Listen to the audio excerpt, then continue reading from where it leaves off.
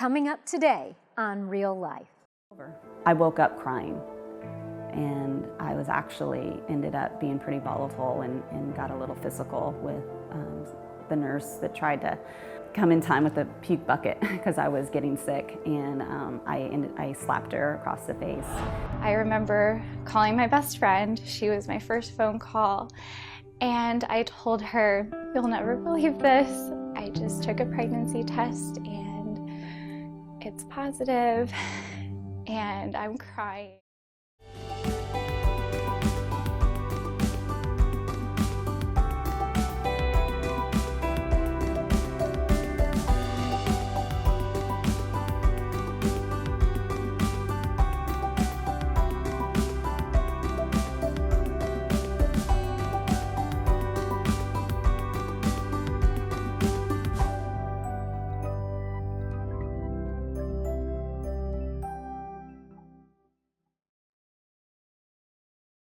Thanks for joining us today on Real Life.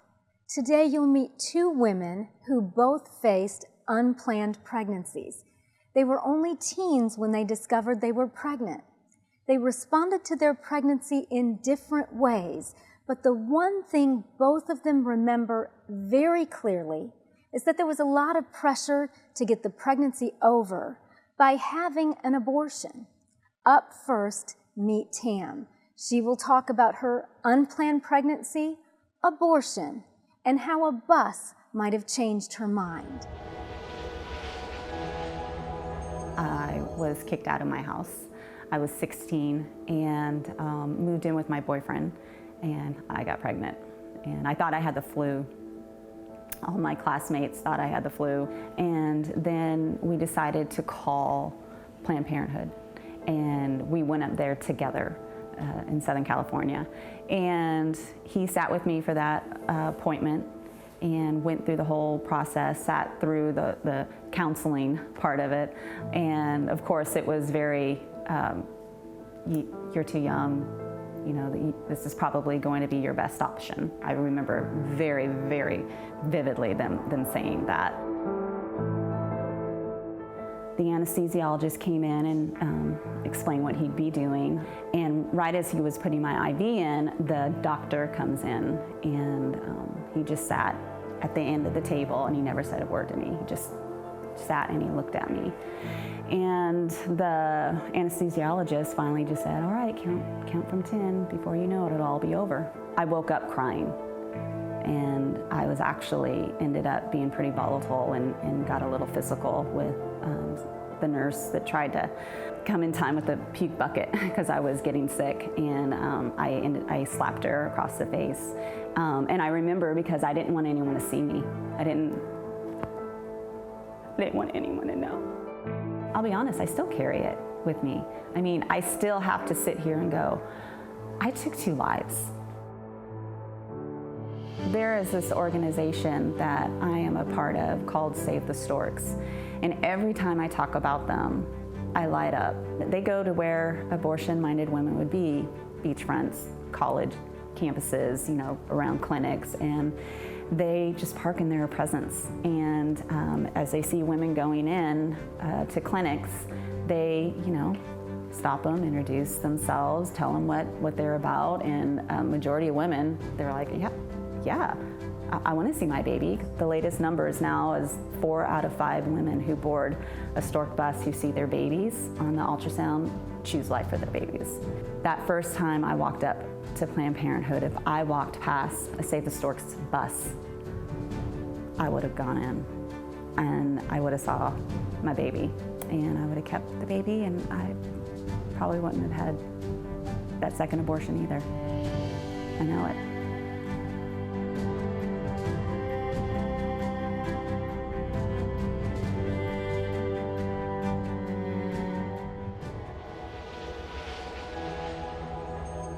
Tam's feelings of regret over her abortion are very common.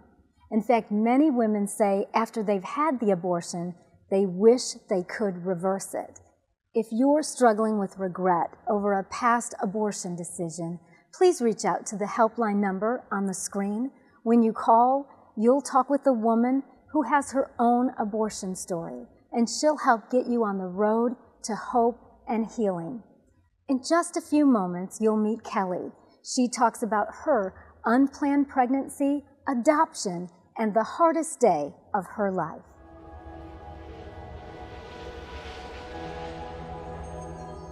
The hardest day of my life was driving away from that hospital without a baby.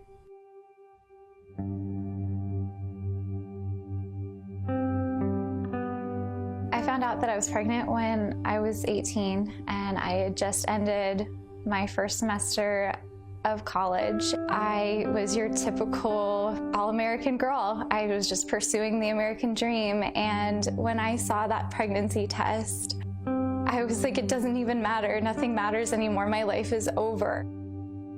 Throughout high school, I would go to a place called Hope of Northern Virginia. My volunteer job there was to create baskets for women who were faced with unplanned pregnancy. I would just think to myself, like, well, I'm never going to be one of those women. I want to help them, but that's never going to be me. I remember calling my best friend. She was my first phone call. And I told her, you'll never believe this. I just took a pregnancy test and it's positive. And I'm crying, and she's trying to calm me down, trying to tell me everything's gonna be okay. And I said, no, you don't understand. I'm gonna have to make my own basket. And we kind of laughed through tears. And at that moment, I realized that I was no better than these women that I was creating baskets for. I was a statistic. I was an unplanned pregnancy, and I'm crying. I don't know what I'm gonna do, and everything was chaotic and loud and overwhelming. And my sister was actually adopted into our family as well. And I thought of my sister's sweet face, and I thought of the joy she brought into our family. And for the first moment, after hours of crying, I felt calm. And I felt peaceful, and I knew that I needed to make the decision that my sister's birth mom had made. And that was the beginning of this whole journey.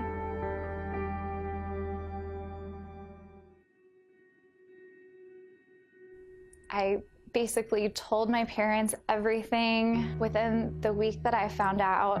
Kelly had called me from school and said that she wasn't feeling well. I was concerned enough to go to school to see firsthand what was going on. I got there, Kelly's roommate and another friend were sitting on the bed, and they were just watching me intently.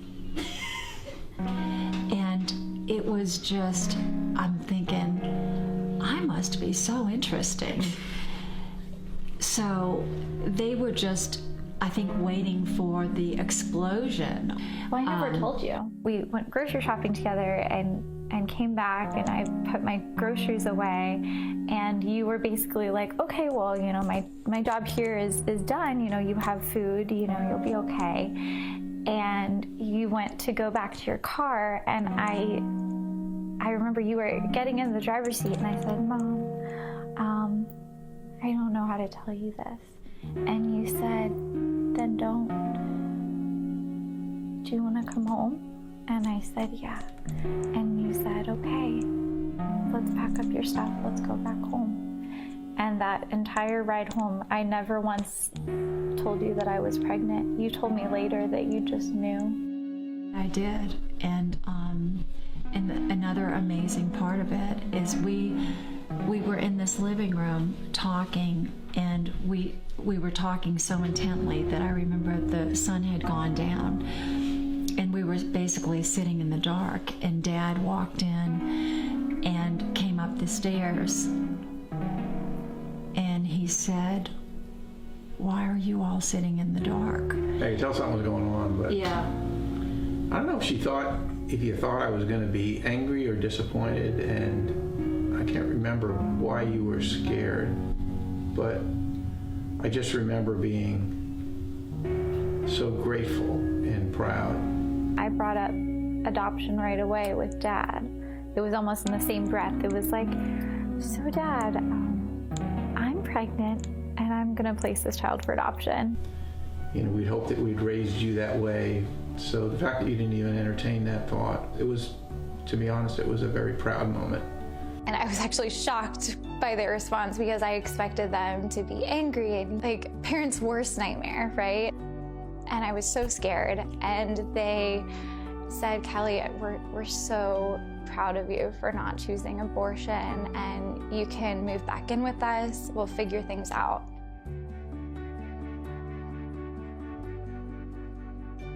I went with Kelly to meet 2 couples that were interested in adopting her child from Bethany that Bethany had set up for us.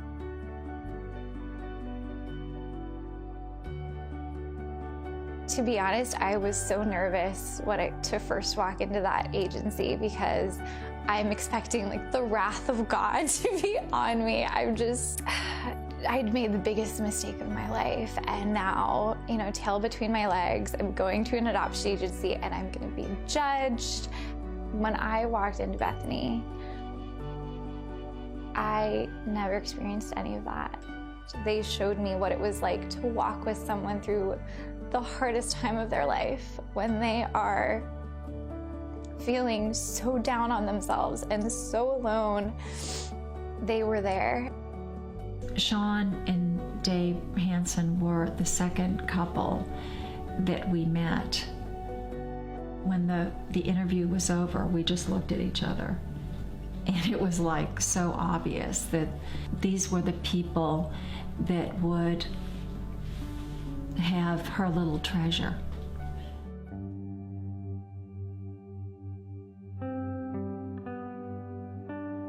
I was living with my parents, and I was attending community college at the time. Being pregnant and being in college is never really a great thing. I definitely was uncomfortable in certain situations. I found out very quickly who my true friends were and who weren't. I'll never forget it. I told someone that I was on the track team with that I was pregnant, and the first thing out of his mouth was, "If you don't get an abortion, I will lose all respect for you." I was horrified. You call yourself pro-choice, but where's my choice? It's my choice to choose adoption. How dare you tell me what to choose?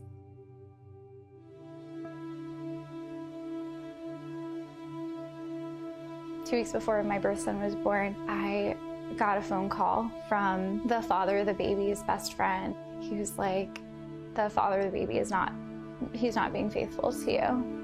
I was devastated.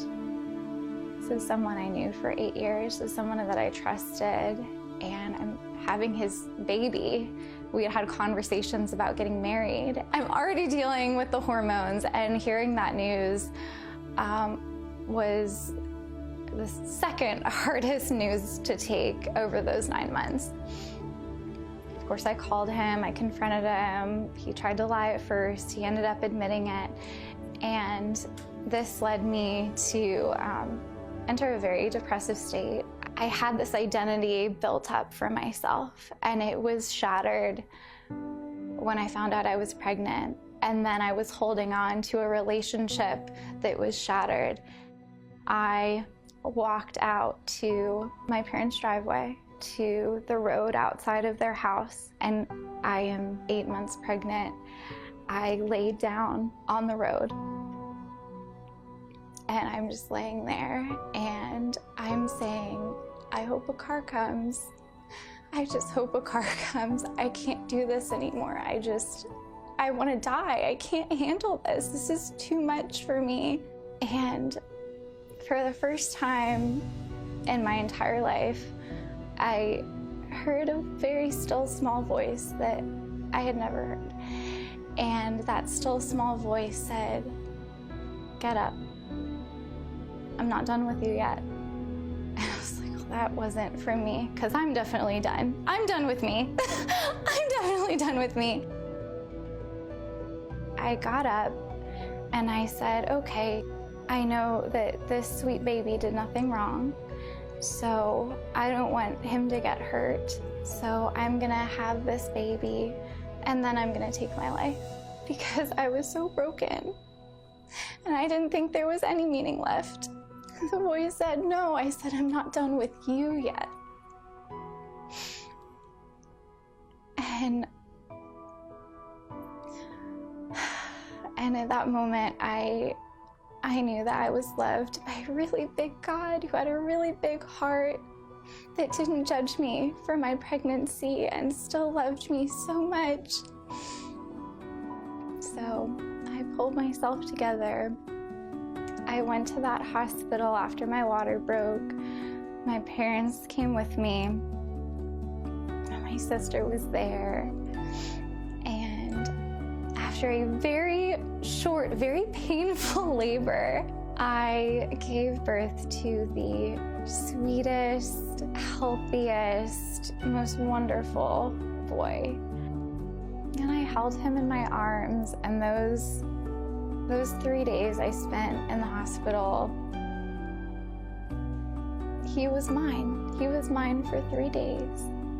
And I held him every night, and I would hum that Mariah Carey song, Always Be My Baby, and just tears would fall down my face. Those moments I'll never forget. They were so precious. After those 3 days, I dressed him up in a little Ralph Lauren onesie. And as I snapped the last little button on his outfit, I realized that was going to be the last time I ever dressed my child. And I don't sugarcoat that because it's real life, and I loved this child so much, but I couldn't give him a father. I couldn't give him brothers and sisters for a long time. I couldn't provide him with what felt like anything that he deserved. And I walked to the hospital chapel, and I held him in my arms, and I just prayed for everything to be okay.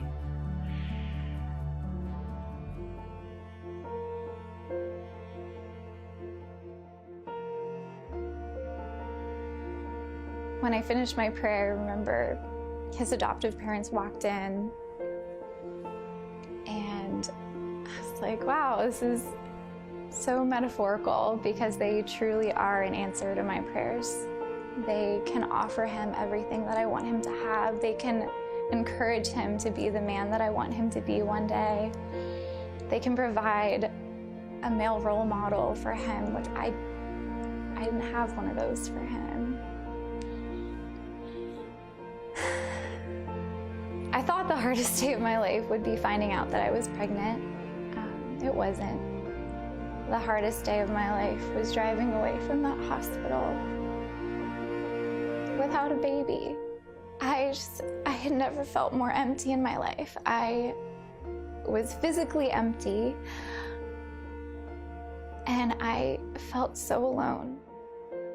I don't paint this picture that it's all sunshine and rainbows when it comes to adoption. However, I think the positives of abortion are talked about more often, as well as the positives of single parenting. I mean, turn on your TV, you will see at least, 5 different shows about teen moms. It's glorified in America to be a single mom, and I support single moms. The single moms that I know, I root for them. Do I think that they're any more wonderful than birth moms?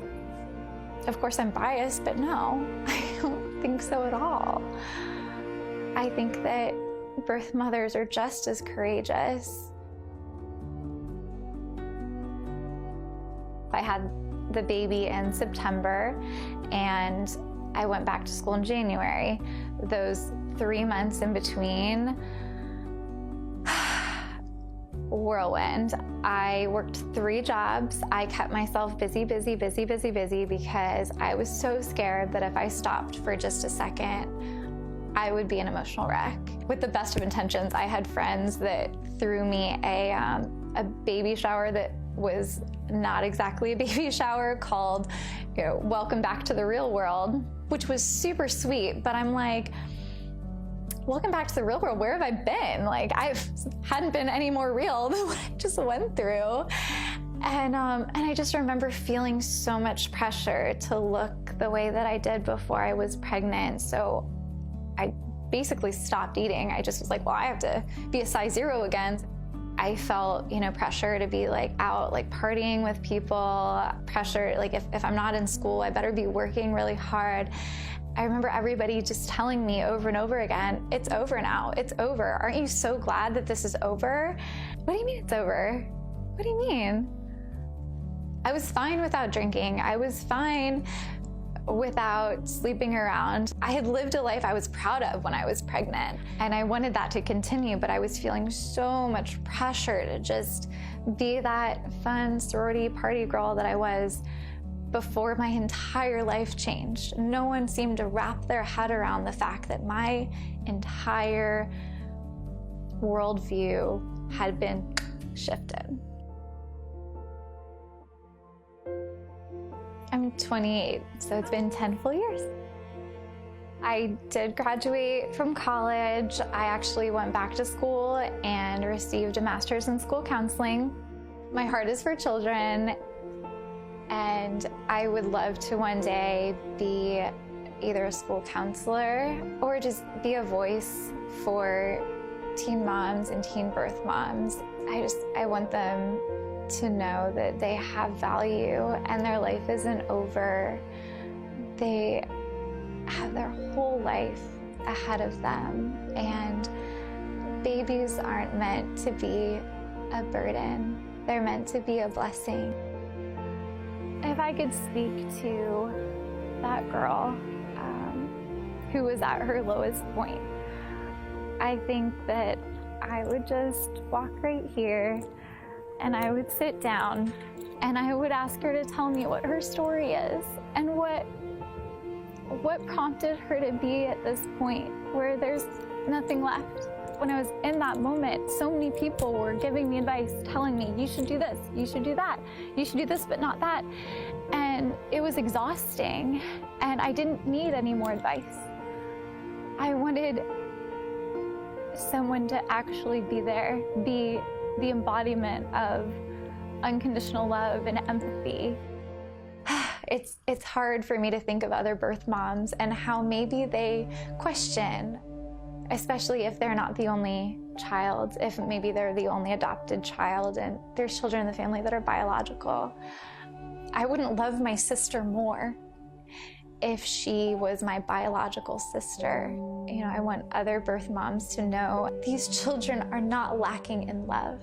He not only receives love from his adoptive parents, he receives love from me, he receives love from my parents. There's so much love to go around. When I see my birth son, he's all smiles. So happy to see me. And we hug and we have a blast together. And then it's time to go back to mom.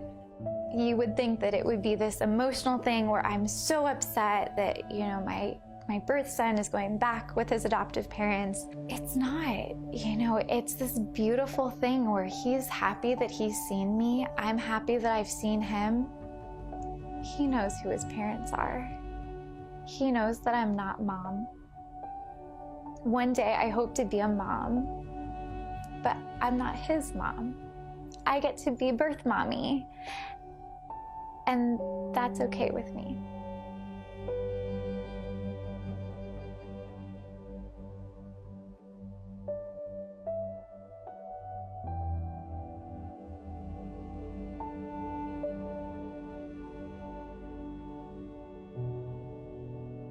Hi Kelly, I miss you, and I want you to know that I'm thinking of you, and I'm glad you placed me for adoption. Bye.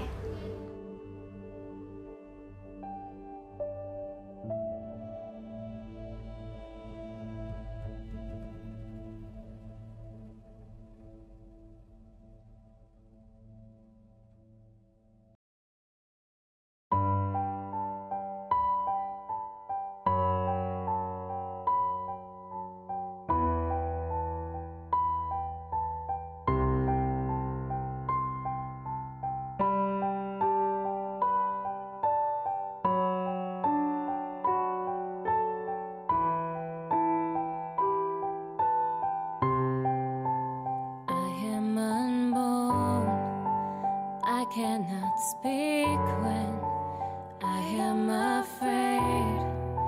You can feel a silent cry. My eyes have not yet seen the colors of this world. But what you do to me shows me death or life.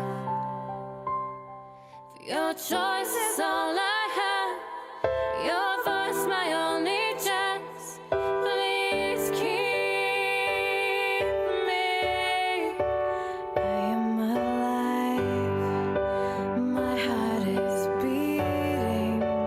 Innocent life. Small inside, I hide. I need you all the time.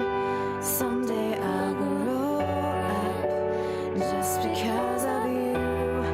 Who cared enough to love? For your choice is all I have. Your voice, my only chance. Please keep me. My life here is at your mercy. Don't you see? I am unborn, my entire life ahead of me.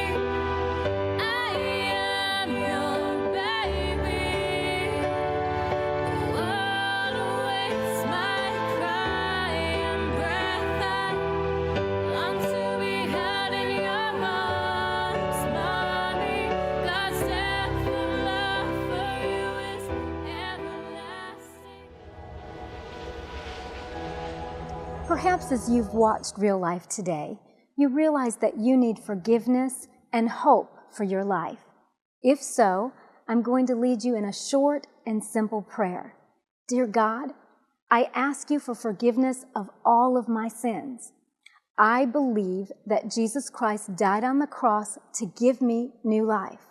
I thank you and accept that new life today. Amen. Thank you all so much for joining us today on Real Life. We've got the helpline number up on the screen, and we'll see you again next week. If you would like to share your abortion-related story, please contact us through our website, www.reallifetv.life, or through our Facebook page at Real Life CTN. If you need help in dealing with either an unplanned pregnancy or regret from a past abortion, please contact the H3 helpline at 866-721-7881. Thanks for watching. See you next week.